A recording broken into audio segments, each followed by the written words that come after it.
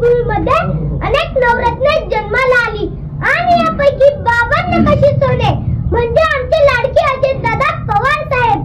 कठोर शिस्त, स्पष्ट वक्तृत्व, धडाडीचे नेतृत्व, सर्वस्पर्शी कर्तृत्व, जनसामान्यांशी जुळलेला अनमोल नातं, कधी तिखट प्रहार, कधी हास्य खळखळत, आजवर त्यांनी परतून लावले संकटाचे कित्येक प्रहार. आव्हानांना पूर्ण उतरतात लढवय अजित पवार. अशा राजकारणातील दादा व्यक्तिमत्वाला विनम्रते अभिवादन करून मी माझ्या विषयाची सुरुवात करतो. आणि कच्च्या राजकारणात दिलेला शब्द पूर्ण करण्यासाठी प्रसंगी नुकसान सहन करतील, टीका आणि टोकाचा विरोध सहन करतील, पण दिलेला शब्द पाळणारच. असे नेते बोटावर मोजणे इतकेच आहेत. बोले तैसे चाले त्याची वंदाळी पावले. या उक्तीप्रमाणे महाराष्ट्र राज्याचे दिवंगत उपमुख्यमंत्री नामदार श्री अजितदादा पवार साहेब यांचे नाव आवर्जून घ्यावे लागेल.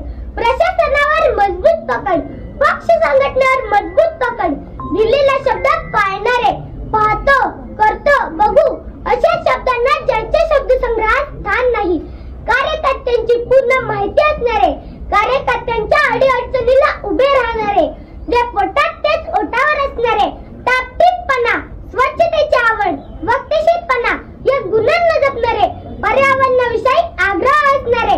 महाराष्ट्राच्या राजकारणातील एकमेव उदाहरण म्हणजे श्री अजितदादा पवार. दादांकडून आलेली काम प्रशासनाच्या पातळीवर गतीने पुढे सरकायची. याचे कारण ते वेळेवर झाले नाही, तर दादांच्या रोषाला सामोरे जाण्याची तयारी अधिकाऱ्यांना ठेवावी लागेल. दादांचा आग्रह जनहिताच्या कामासाठी असायचा, त्यामुळे दादांकडून आलेली कामे वेगाने मार्गी लावली जायची. म्हणूनच प्रशासनात दादांचा जेवढा दरारा होता तेवढा आधारही होता. दूरदृष्टी, धडाडी, अचूक नियोजन, अचूक धोरण, अचूक निर्णय क्षमता यांच्या जोडीला माणुसकीचा ओलावा जपणाऱ्या या सामर्थ्यवान नेत्याच्या रक्तात फक्त आणि फक्त विकासाचे ध्येय विणलेले होते. पिंपरी चिंचवड आणि बारामती सारख्या शहराच्या शिरावर डोळे दिपून टाकणाऱ्या विकास कामाचे कोंदण लावणाऱ्या अजितदादांच्या हातात राज्याची सत्ता आल्यानंतर महाराष्ट्राची प्रगती ही तितक्याच जोमाने होऊ लागली. यात मात्र शंका नाही.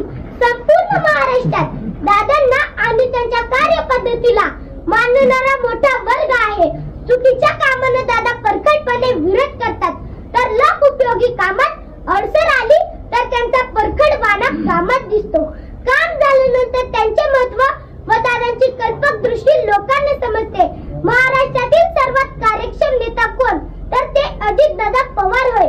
सकाळी 6 वाजता कामाची सुरुवात केली, रात्री 1-1:30 वाजेपर्यंत वर्षातील सर्व दिवस सलग काम करण्याची क्षमता असलेला एकही नेता राज्यात सापडणार नाही. प्रचंड प्रवास, दिवसभरात हजारो लोकांना भेटणे, अधिकाऱ्यांच्या सलग बैठका घेणे अशी सगळी कामे दादा तितक्याच कार्यक्षमतेने करत होते. म्हणूनच मी म्हणेन, अशा अनेक गुणांनी संपन्न असलेले माझे दादा एक अद्भुत रसायन होते. अजित दादा हे दूरदर्शी, वास्तूक विशारद होते.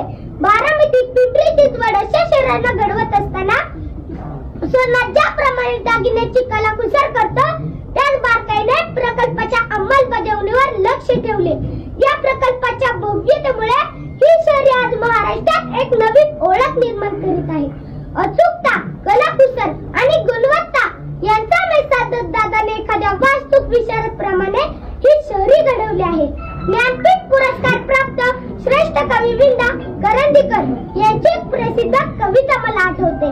जनतेच्या हृदयामध्ये अन्यायाची कळ आहे, जनतेच्या बाहूमध्ये सागराचे बळ आहे.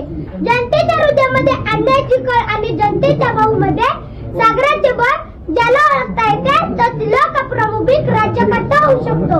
राज्यकर्त्याचे हे गुण लक्षण ज्याला यथार्थपणे लागू पडले असे राजकारणातील एक नाव म्हणजे श्री अजितदादा पवार. महाराष्ट्राचे माजी मुख्यमंत्री वसंतदादा नाईक यांच्या नंतर महाराष्ट्राच्या राजकारणात दादा म्हणून मिरवण्याचा मान मिळाला तो फक्त अजितदादांनाच.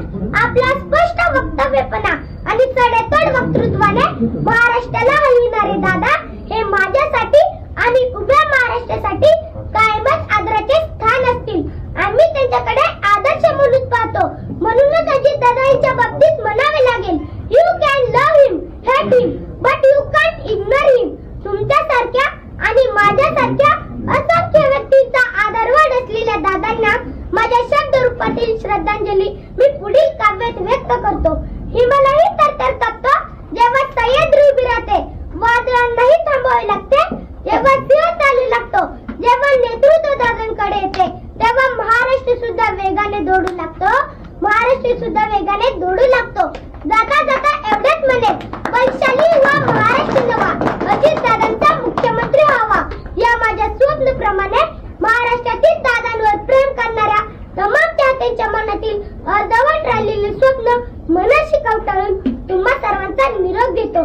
जय हिंद, जय भारत, धन्यवाद. पुढे लिहिलंय दादा कारोटे आपल्याकडे.